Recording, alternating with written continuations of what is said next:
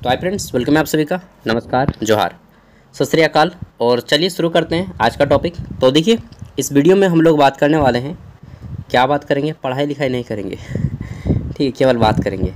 और वीडियो को स्टार्ट करने से पहले मैं बता देता हूँ, बिल्कुल फोर्स मत दीजिएगा अपने माइंड को कि कुछ भी चीज़ें याद करनी है, नहीं, बस केवल लेक्चर सुनिए और भूल जाइए सब कुछ। ये मत सोचिएगा कि आप यहाँ पढ़ने आए हैं, ठीक है। ये सोचिए कि आप यहाँ एंजॉय करने आए हैं, मेरे साथ 1 घंटा टाइम वेस्ट कीजिएगा और आपका एग्ज़ाम बहुत अच्छा जाएगा। क्यों? देखिए, हम लोग बात करते वाले हैं पॉलिटिकल साइंस मेजर पेपर 2 का, ठीक है। BA political science honours semester 2 major paper 2, जिसमें आपको पढ़ना है इंडियन पॉलिटिकल थॉट। क्या पढ़ना है? इंडियन पॉलिटिकल थॉट, यानी कि भारतीय राजनीतिक चिंतन, ठीक है। इसमें मैं टोटल 12 क्वेश्चन रेडी किया हूँ। कितना? 12 क्वेश्चन रेडी किया हूँ, 12 गो, ठीक है। और ये 12 क्वेश्चन अगर आप करके जाते हैं तो मैं यकीन गारंटी के साथ बोल सकता हूँ, दावा कर सकता हूँ कि आपके एग्ज़ाम में 4 क्वेश्चन यहीं से आएगा। मतलब कम से कम 4, वैसे तो 6 का 6 क्वेश्चन यहीं से आना चाहिए, लेकिन मैं इतना दावा करता हूँ कि 4 क्वेश्चन यहाँ से ही आएगा, ठीक है। तो आंसर साथ हम लोग करते जाते हैं, कौन कौन से क्वेश्चन हैं और इसका आंसर क्या होना चाहिए, ठीक है। तो चलिए आगे बढ़ते हैं और हम लोग शुरू करते हैं, ठीक है। और यहाँ पे मैं स्टार्ट करने से पहले कुछ चीज़ें बता देता हूँ कि देखिए, आपके एग्ज़ाम में 1 मार्क्स वाले क्वेश्चन का तो इसी से रेडी हो जाएगा। 5 मार्क्स वाले जो क्वेश्चन आएंगे उसका आंसर आपको एक खड़ा पन्ना में करना है, ठीक है, 150 शब्दों में मैक्सिमम, उससे ज़्यादा मत कीजिएगा क्योंकि फिर टाइम वेस्ट हो जाएगा। जो 15 मार्क्स वाले क्वेश्चन आएंगे उसका आंसर करना है आपको 3 खड़ा पन्ना में, ठीक है, मैक्सिमम 500 वर्ड्स में। अगर आप इतना करते हैं तो आपको स्कोर अच्छा मिलेगा एग्ज़ाम में, ठीक है। चलिए देखिए, हमारा पहला प्रश्न है यहाँ पे। आप बिल्कुल, मैंने बोला ना कि एकदम ये मत सोचिएगा कि यहाँ पे पढ़ने आए, ये सोचिए कि यहाँ पे आप टाइम वेस्ट करने आए मेरे साथ, ठीक है। तो पहला प्रश्न है, भारतीय राजनीतिक चिंतन के, अच्छा 2 क्या हो गया ना, मुख्य स्रोतों का वर्णन करें, ठीक है। तो इंग्लिश में है कि describe the main source of Indian political thoughts. तो भारतीय राजनीतिक चिंतन के क्या मतलब, हम लोग क्वेश्चन समझे, ये पूछ रहा है कि भारत की राजनीतिक चिंतन में आपको जानना है। कैसे जानिएगा आप कि भारत के अभी तक जो भारत बना इसमें कौन कौन से राजनीतिक लोग रहे, उनका क्या क्या सोचना था, कौन कौन विचारक थे, ठीक है। तो उनको आप कैसे जानिएगा, ठीक है। तो राजनीतिक चिंतक उन्हें कहा जाता है जो राजनीतिक शास्त्र के वैज्ञानिक होते हैं, ठीक है। राजनीतिक शास्त्र में जो वैज्ञानिक होते हैं उनको राजनीतिक चिंतक कहा जाता है, ठीक है। जो बहुत महान महान विद्वान होते हैं राजनीतिक के क्षेत्र में, जैसे चाणक्य का नाम आपने सुना होगा, सुना है ना चाणक्य का नाम, वो राजनीतिक के बहुत बड़े विद्वान थे। वही सब हम लोग जानेंगे, ठीक है।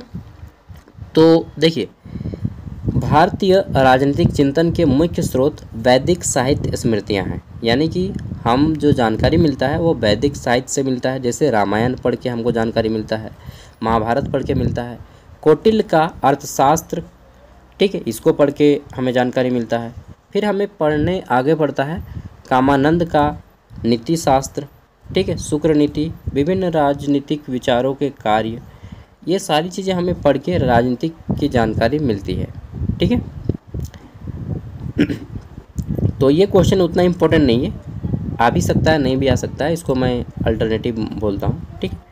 तो देखिए, अगर आपको इतिहास की जानकारी जानना है तो किताब पढ़ के ही जान पाइएगा, सिंपल से, और ख़ास करके राजनीतिक के बारे में, ठीक है। तो हमारा मेन क्वेश्चन नंबर 2 से शुरू होता है, ठीक है। तो हमारा क्वेश्चन नंबर 2 है कि कौटिल्य के मंडल सिद्धांत का परीक्षण करें। कौटिल्य का मंडल सिद्धांत है और एक सप्तांग सिद्धांत है। कौटिल्य कौन है? चाणक्य को ही कौटिल्य कहा जाता है। चाणक्य कौन है तो सबको बताने की ज़रूरत नहीं है, इस आदमी को हर आदमी जानता है ना, चाणक्य। तो चाणक्य चंद्रगुप्त मौर्य और अशोक के गुरु थे। 3 गो राजा का गुरु था चाणक्य। कौन कौन राजा थे? चंद्रगुप्त मौर्य, ठीक है, फिर उसका बेटा बिंदुसार और उसका नाती अशोक, इन तीनों के गुरु थे। सम्राट अशोक के भी गुरु थे चाणक्य, ठीक है। तो 3 गो राजा का गुरु कौन था? चाणक्य।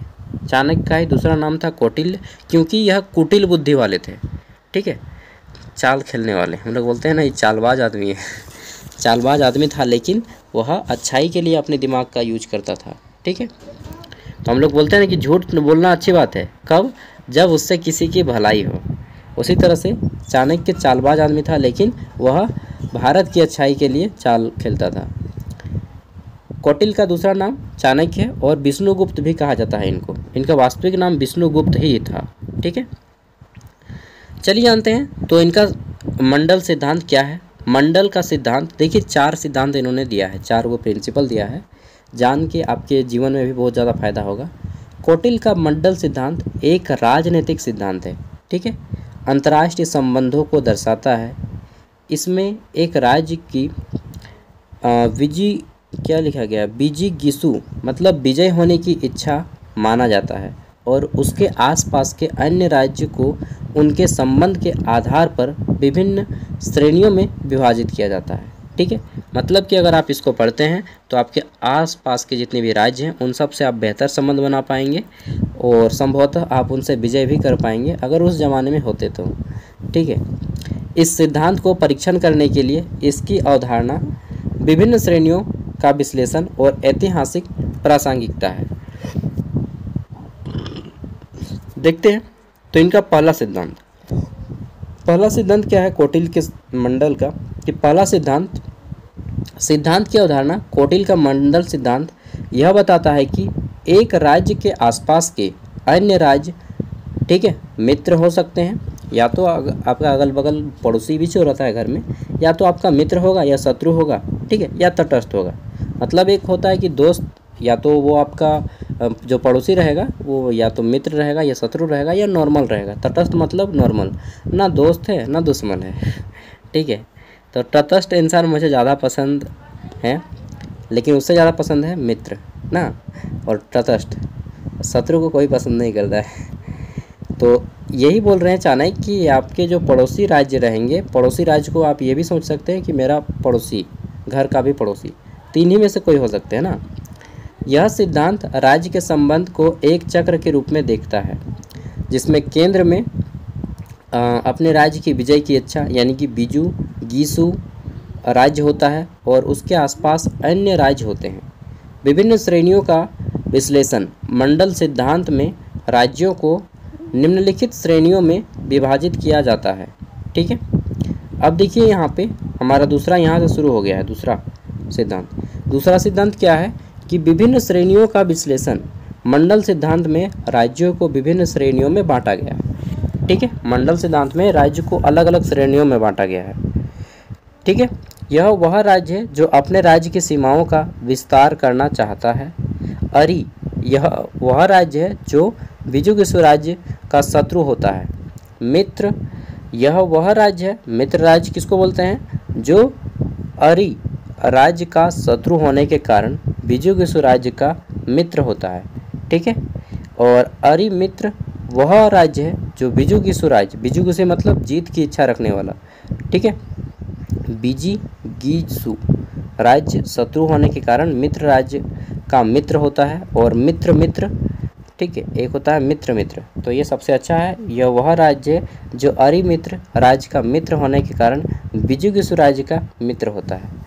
ठीक है, तो ये दूसरा जो है थोड़ा सा टफ है इनका सिद्धांत। ठीक है, मतलब किसके साथ क्या ऐसा संबंध रखना है, किसको मित्र बनाना है, किसको शत्रु बनाना है, ये दूसरा पॉइंट में बताया गया है। ठीक है, आप इसे अपने शब्दों में लिखिएगा। तीसरा है हमारा ऐतिहासिक प्रासंगिकता। कौटिल्य के मंडल सिद्धांत को मौर्य साम्राज्य के विस्तार और एकीकरण में महत्व माना जाता है। ठीक है, यही वह सिद्धांत है जिसके आधार पर चंद्रगुप्त मौर्य ने अपने छोटे से साम्राज्य को भारत बनाया था। और भारत का प्रथम राजा किसे कहा जाता है मालूम है? चंद्रगुप्त मौर्य को। ठीक है, किसी से पूछ लीजिएगा कि कौन है भारत का प्रथम राजा तो कोई नहीं बता पाएगा। ठीक है, तो आप बता दीजिएगा चंद्रगुप्त मौर्य, मतलब कोई बता देगा शायद जो पढ़े होंगे। ठीक है, भारत का प्रथम राजा कौन है? चंद्रगुप्त मौर्य। तो हो गया, विस्तार करने और अन्य राज्यों के साथ संबंध स्थापित करने में मदद करता है। आगे देख लेते हैं। तो चौथा सिद्धांत जो है यह सबसे बड़ा है और थोड़ा सा इंटरेस्टिंग भी है। तो चौथा सिद्धांत क्या बोलता है कि मंडल सिद्धांत को मतलब ये टेस्ट करता है मंडल सिद्धांत को कि कितना खरा उतरता है। यह निम्नलिखित बातों पर केंद्रित करता है, जैसे वर्तमान अंतर्राष्ट्रीय संबंधों में प्रासंगिकता, क्या मंडल सिद्धांत आज भी अंतर्राष्ट्रीय प्रासंगिक है? हम लोग का जो इस 2025 में क्या अभी भी ये मंडल सिद्धांत काम देता है? बिल्कुल काम देगा यार। अन्य राजनीतिक सिद्धांतों के साथ तुलना, मंडल सिद्धांत को अन्य राजनीतिक सिद्धांतों के साथ कैसे तुलना की जा सकती है? देखिए, अब इसको पढ़ने की कोई ज़रूरत नहीं, यह परीक्षण करता है। जैसे मैं वर्तमान बात कर लेता हूँ, भारत के पड़ोसी देश 8 गो है, ठीक है। अब कुछ हमारे मित्र हैं, कुछ शत्रु हैं। जैसे नेपाल हमारा मित्र है, ठीक है, पाकिस्तान हमारा शत्रु है। कुछ तटस्थ है, ना तो मित्र है ना शत्रु है। जैसे म्यांमार, ना हमारा मित्र है ना हमारा शत्रु है, ठीक है, म्यांमार हो गया। श्रीलंका हो गया, ना मतलब श्रीलंका तो दोस्त जैसा ही है, बट हम भी फिर भी मान सकते हैं कि ना तो अफ़गानिस्तान देखिए, ना तो मित्र है ना शत्रु है। तो कुछ राज्य ऐसे होते हैं जो हमारे तटस्थ होते हैं, और कुछ राज्य, आप एकदम इसी तरह से एग्जाम्पल दे के लिखिएगा। अगर ये क्वेश्चन आ जाए तो इस तरह से एग्जाम्पल दे के लिखिएगा, ठीक है। पाकिस्तान का उदाहरण देखिए, अफ़गानिस्तान का उदाहरण देखिए, म्यांमार का उदाहरण देखिए, तब उसको लगेगा कि नहीं भाई ये सच में पढ़ के आया लड़का, ठीक है। चलिए, तो समझ गए, कौटिल्य का मंडल सिद्धांत विशेष रूप से राज्य के बारे में बताता है कि अपने राज्य का विस्तार कैसे करना है, ठीक है। तीसरा हमारा प्रश्न है, बाल गंगाधर तिलक के राजनीतिक विचारों का वर्णन करें, ठीक है। बाल गंगाधर तिलक नाम सुने होंगे बचपन से। जन्म स्वतंत्रता मेरा जन्मसिद्ध अधिकार है और मैं इसे लेकर रहूँगा, इन्होंने ही बोला था बाल गंगाधर तिलक ने, ठीक है। तो describe the political ideas of बाल गंगाधर तिलक। चलिए जानते हैं क्या है आइडिया।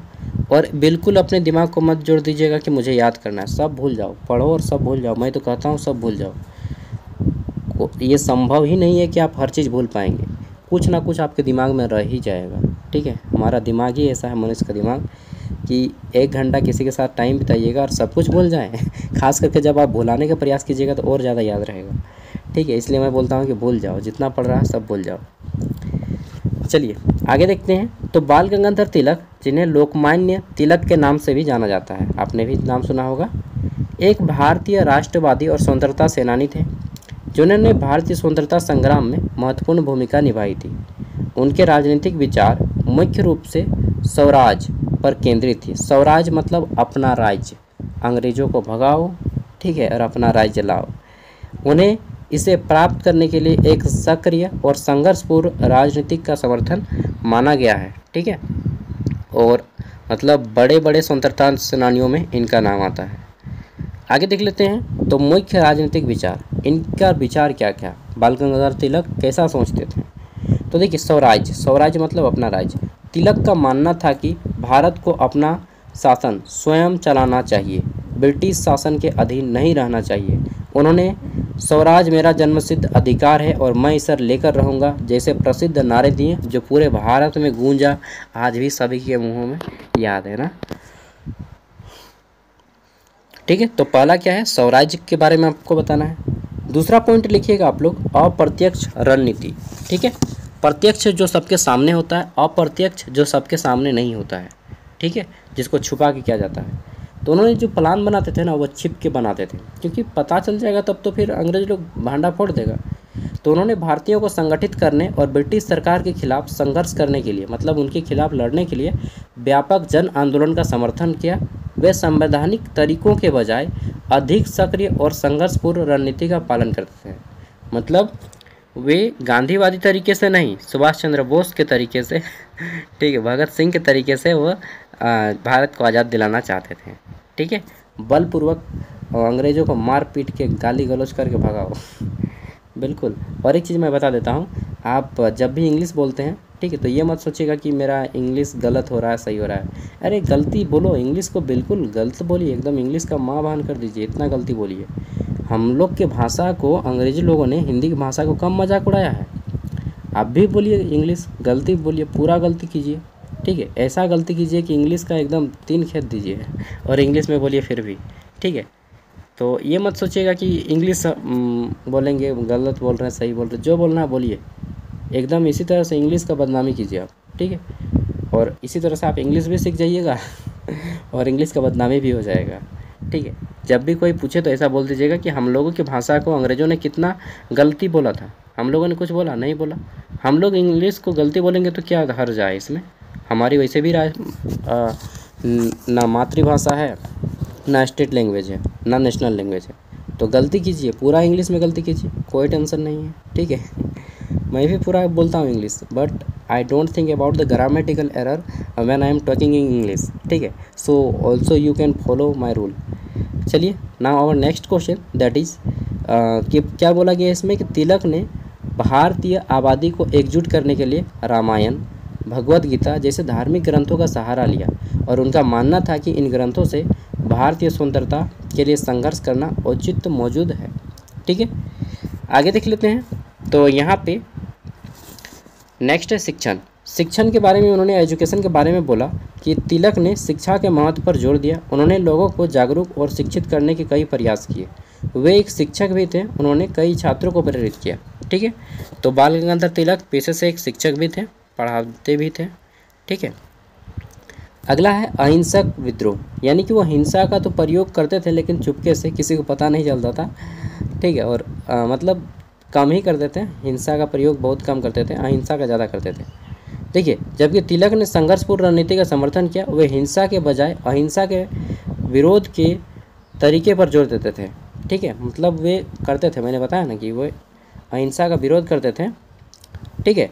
और वे लोगों को संगठित करने और ब्रिटिश सरकार के खिलाफ शांतिपूर्ण तरीके से संघर्ष करने के लिए प्रेरित करते थे, ठीक है।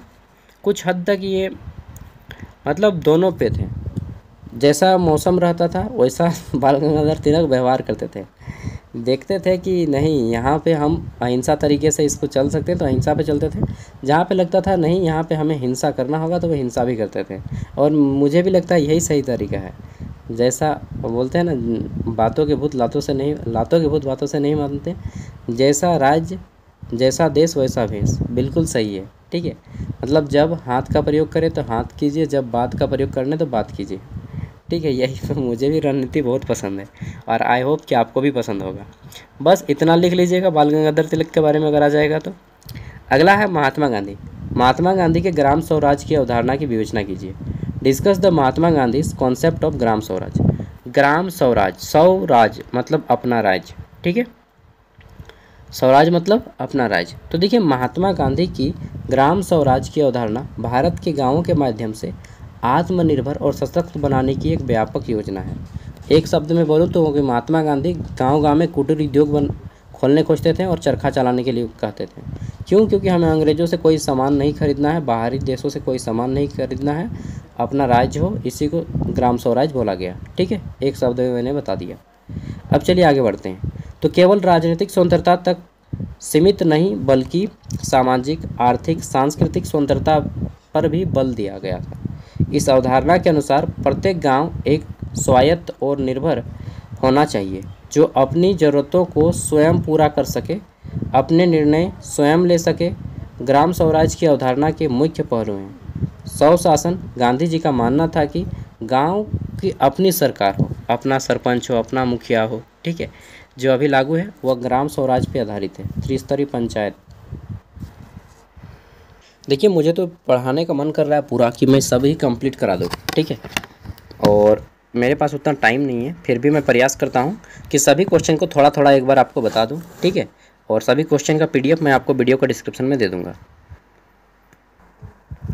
आगे देखते हैं। तो हमारा अगला प्रश्न है यहाँ पे BR अम्बेडकर, ठीक है। भीमराव अम्बेडकर के सामाजिक न्याय के विचारों की व्याख्या करना है। तो भीमराव अम्बेडकर के क्या विचार थे समाज में न्याय को लेकर, वो इसमें आपको पूछा गया है, ठीक है। मैंने इसका आंसर डिटेल में कर दिया है, ज़्यादा लंबा भी मैंने आंसर नहीं किया और ज़्यादा छोटा भी नहीं, सीमित रखा है आंसर को मीडियम साइज में, ठीक है। अगला है कौटिल्य के सप्तांग सिद्धांत क्या है, ये बताइए।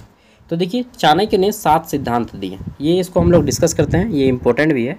कौटिल्य का 2 में से कोई एक सिद्धांत आएगा, ठीक है।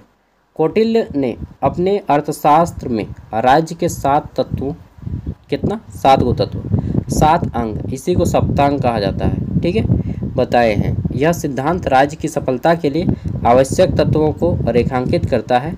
ये 7 तत्व कौन कौन से हैं? तो देखिए, राज्य में ये 7 तत्व माना गया है।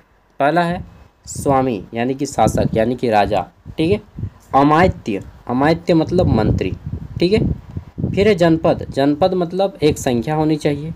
दुर्ग, दुर्ग मतलब किला, राज्य जो है आपका घिरा हुआ होना चाहिए। कोष, कोष मतलब आपका राजकोष, दंड मतलब सेना, और मित्र राज्य। ये होने चाहिए 7 गो अंग। विस्तार से स्वामी राजा या शासक है जो राज्य का सर्वोच्च अधिकारी है। अमात्य मंत्री होते हैं जो शासन को चलाते हैं। ठीक है, फिर राज्य की जनसंख्या यानी कि जो जनता है, ये सारे मिला के 7 गो अंग बनते हैं। ठीक है, ये कौटिल्य के सप्तांग सिद्धांत है। और कौटिल्य ने सप्तांग सिद्धांत को जीतने के लिए साम दाम दंड भेद की नीति अपनाई थी। 4 गो नीति याद कर लीजिएगा। साम, ठीक है, मतलब जो व्यक्ति समझदार है उसको समझदारी से समझाइए। जो व्यक्ति समझदारी से ज्ञान की बात नहीं समझता है उसे दाम दे के समझाइए। दाम दे के मतलब समझ रहे हैं, घूस दीजिए। साम दाम दंड, जो घूस से भी नहीं मानता हो उसको दंड दीजिए। ठीक है, मार से समझाइए। और जो मार से भी नहीं मानता हो, साम दाम दंड भेद। ठीक है, जिसको आप मार से भी नहीं मार सकते हैं उसको फिर भेद से निपटाइए। भेद मतलब फिर उसको दिमाग लगा के चाल खेलिए और फिर भेद कर दीजिए। ठीक है, तो ये कौटिल्य का नियम था, चाणक्य नीति। नेक्स्ट है हमारा स्वामी विवेकानंद के राजनीतिक विचार से आप क्या समझते हैं। तो स्वामी विवेकानंद के राजनीतिक विचार क्या क्या हैं, भारत की आज़ादी को लेकर भी क्या क्या विचार थे। ठीक है, और स्वामी विवेकानंद विश्व धर्म सम्मेलन शिकागो अमेरिका में गए थे, वहाँ पे लेक्चर भी दिए थे, उसके बाद से वे प्रचलित हो गए, उसके बारे में भी बताना है। नेक्स्ट है हमारा आचार्य विनोबा भावे। ठीक है, आचार्य विनोबा भावे जिन्होंने भूदान आंदोलन चलाया था।